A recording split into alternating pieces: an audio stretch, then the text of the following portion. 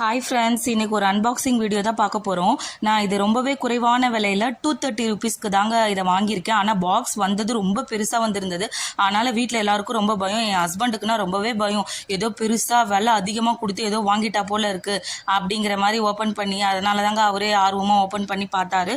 So இது பார்த்தீங்கன்னா நம்மளுக்கு வந்துட்டு ஒரு கிராசரி கண்டெய்னர் தான். இது பிளாஸ்டிக்கு, ஏர்டைட்டு.